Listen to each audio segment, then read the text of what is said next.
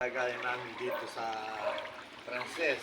Baka ano naman, ito aming tindahan. Yan. Tara na po. Umusong na tayo sa baha. Ayan, dito po yan sa Frances Bukid, Kalumpit, Bulacan. Ganito po ang aming sitwasyon ngayon. Dulot po ng bagyong Enteng. Ito naman po ang aking sananay. Ayan po. Yan po sa mga nanay ko.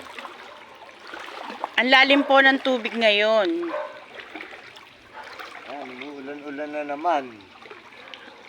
Umuulan po, tapos nag-high tide. Namahinga lang po ng konti yung ulan, tapos mamaya uulan na naman. Buhos na ayan po sa mga kapitbahay namin. Ito po yung aming mga kapitbahay. Ayan po. Ito po yung bahay ng aking kapatid si Kuya Pok. Ayan. Sa daddy, sa biyanang ko.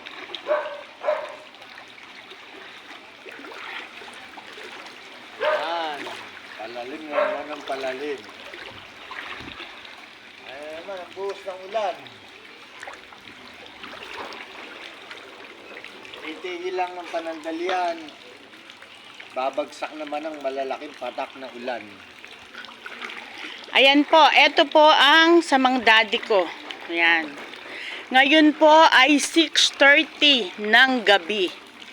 Ayan, 6:30 po ng gabi, September 6 po ngayon. Friday po. Ayan po, oh. Ito po yung aming mga kapitbahay. Ito po yung papasukin na Ate Glo. Ayan. Malalim na din po, oh. Ito po yung kina Ate Dina. Ate Dina, hello po. Ayan. Ito po yung papunta sa amin. Ito po yung Parmosa. Ayan.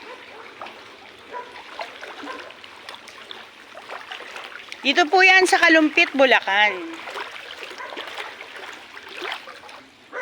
Papasok naman po kami sa aming bahay.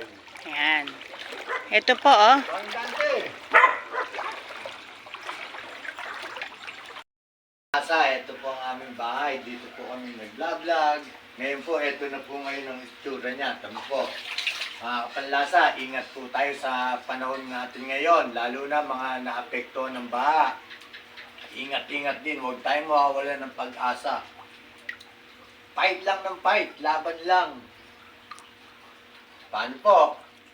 Malakas na naman ang ulan yan pamaya-maya. Ngayon po, tumitira na naman ang ulan. Titigil lang ng 2 minuto. Bubuhos naman ng malakas na ulan. Ingat po tayo ha. Papasok na po ako sa aming bahay. Love you po sa inyong lahat.